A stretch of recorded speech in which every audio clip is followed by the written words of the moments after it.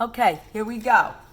So we're going to start, remember the first step is to make a thin smear in which you've allowed to air fix, air dry, and then you're going to heat fix it. For us, it's going to typically be through that Bunsen burner, and by using the heat fixation, the heat, you don't want too much heat, running it through that Bunsen burner, it's going to denature the proteins and allow the organisms to stay affixed on the slide throughout the staining process. Okay, so what we're going to do now is we are going to start off with crystal violet.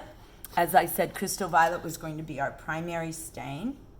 And we're going to let that stay on for about a minute. To note though, this is not a critical step in the Gran staining process. You can leave this on for quite a long time. There's not going to be any consequences to it. I believe that your lab manual says 30 to 60 seconds. So we'll try to follow the rules as much as possible. Again, non-critical. Everything at this point, regardless of the organism, will take this purple crystal violet color and be purple. We're going to, in between each step, wash with distilled water. So we're going to get rid of the excess crystal violet. We're going to now flood our slides. That's why I have gloves on. Sometimes it's easier to just pick up the slides. We're going to flood them with water. This should stop the reaction. Okay. We've got distilled water. Then I usually go through, get rid of the excess water like this. Now we're set for our next, which is iodine, which is called the mordant. Again, it's going to create that large crystal violet complex, okay?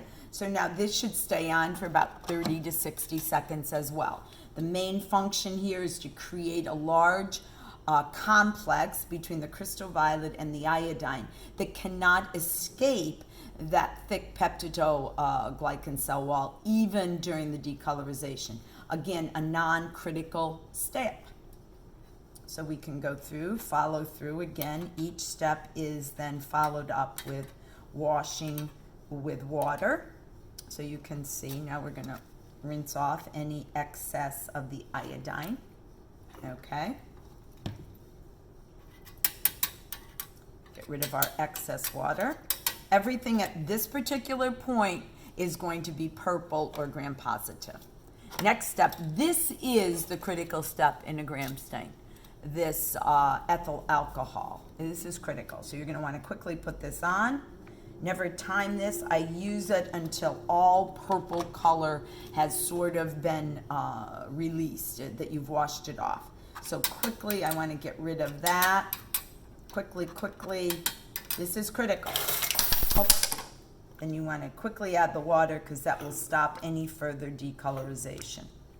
Okay, so the goal is, now you can go in and visually look at these. If you still see a lot of purple on your slide, you may want to give it another squirt with your decolorizing agent. However, I don't see any purple. I've added my decolorizer. This is a critical step. Very important that then you add the water, and that actually stops the decolorizing. Once we've done that, at this point, organisms that are gram-positive are still retaining that purple color.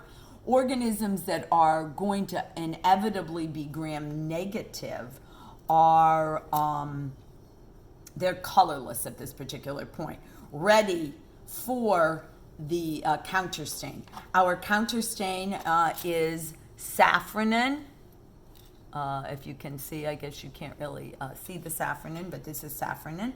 And now we're going to do exactly what we did with the other ones. We're going to flood this, okay? Again, a non-critical step.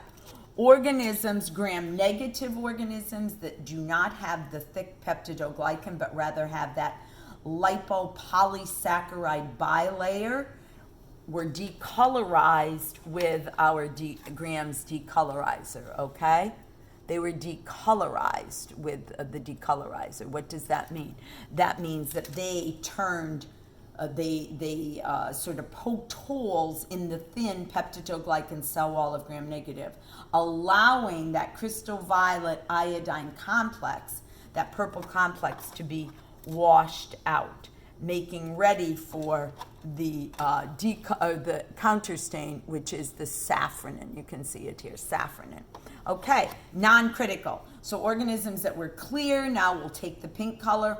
Organisms that did not decolorize will remain purple. So we follow our rules again. We get rid of, excess stain,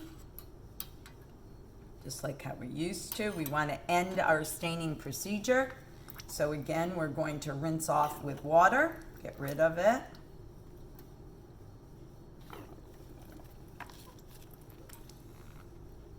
Okay. So again, getting rid of all of this. Maybe give it, if you still see a lot of stains, sometimes you can flood it with the water again just to get off as much of the safranin as you can, okay? So our gram stain is complete. Now you're going to take what's known as bibulous paper, and you want to very carefully blot the slides. Notice I say careful, because if you're too intense, you can actually break the slide. So you're going to put it through in between the layers of the bibulous paper, and you're going to just carefully, if I can get rid of my staining tray, let's move this staining tray over to another counter. So you can move this, and then you just carefully rub your hand across this, and you should have, your slides are now completely done. Note to self though, you never want to use a slide that has any sort of moisture on it, as it can harm your microscope lens. So you're going to take these slides that you've sort of blotted dry, allow them to air dry, or if you have a slide warmer, you can put them on the slide warmer to allow them to